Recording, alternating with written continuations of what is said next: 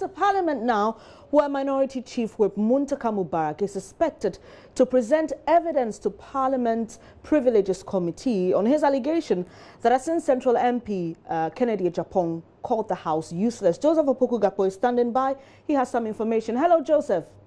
Hello, Benny. What can you report? Yes, so we're gathering that today's session, which will actually begin at 12 o'clock on the... Hello, Benis.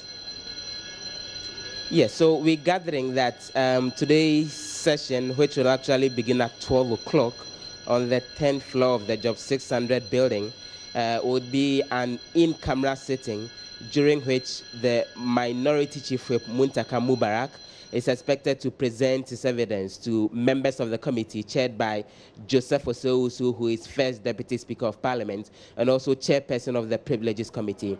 And so we're gathering that the Asin Central MP, Kennedy Agyapong himself, will not be at today's sitting. We're gathering that there will be another in-camera sitting that they are looking forward to holding tomorrow, God willing.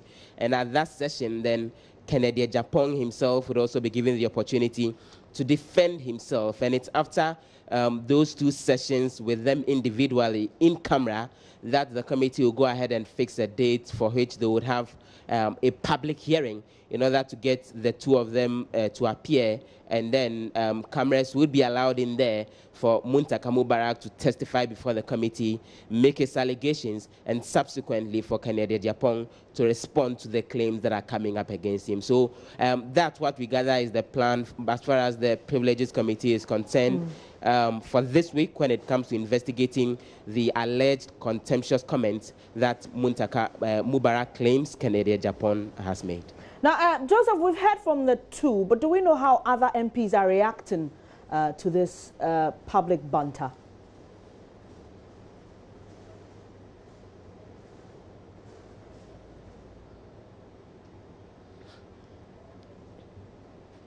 Well, particularly for some of those members on the Privileges Committee that I've been having a conversation with, they think that this is something that's not exactly good for the image of Parliament.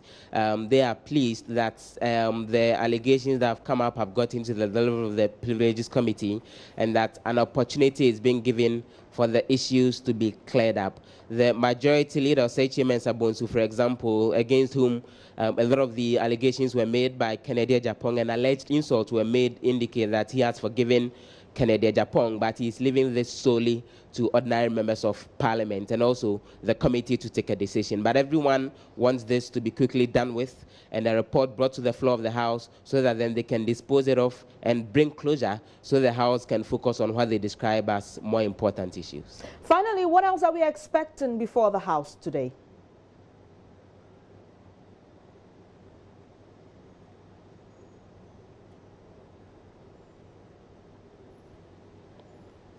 And so we are expecting some ministers of state to appear before the House to respond to questions. There are issues regarding the road sector, for example, that the Minister for Roads and Highways, Amwakwata, is expected to appear before MPs to respond to.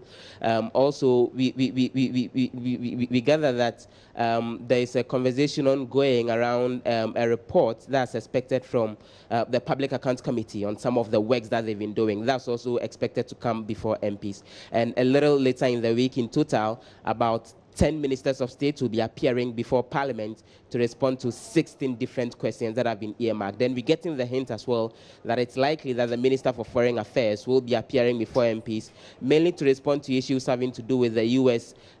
visa concerns that came up sometime last week, but that's likely to be a little later in the week. Thank you very much, Joseph Opoku-Gakpo, bringing us updates from Parliament.